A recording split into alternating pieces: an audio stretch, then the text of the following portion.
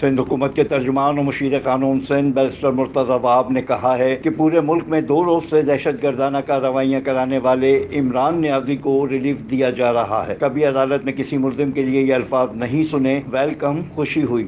جس کارروائی کو اسلام آباد ہائی کورٹ لافل قرار دیتی، اریسٹ کو لافل قرار دیتی ہے، اس ملزم کو عدالت میں بلایا جاتا ہے، اس کو ویلکم کہا جاتا ہے۔ خوشی ہو رہی ہے آپ کو دیکھ کر۔ ہم کیا روایت اسٹیبلش کر رہے ہیں؟ کیا کسی اور ملزم کو یہ فیسلٹی ملتی ہے؟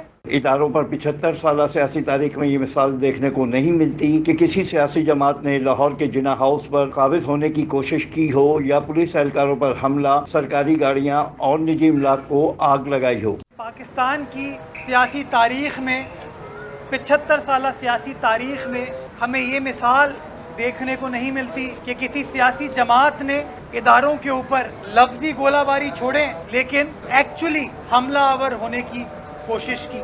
لیکن اس کی مثال نہیں ملتی کہ لاہور کے جناح ہاؤس پر کوئی سیاسی جماعت، کوئی جتھا قابض ہونے کی کوشش کرے۔ وہ اہلکار جو کہ موب کو کنٹرول کرنے کی کوشش کر رہے ہیں، وہ پولیس والے ان کے اوپر اٹیک کر رہا ہے۔ ترجمان سندھ مرتضی وہاب کا کہنا تھا کہ پاکستان ہے تو ہم سب ہیں، نظام کو کوئی منجمد کرے گا تو سب کو مل کر جواب دینا چاہیے۔ کل پیپلز پارٹی جشن منانے جا رہی ہے۔ پہلی بار کراچی اور حیدرآباد میں پیپلز پارٹی کو واضح برتری حاصل ہوئی ہے۔ کیمرامین ثاقب علی کے ساتھ Afzal Khan, C110 news, Karachi. C110 news, خبر کی اصل خبر۔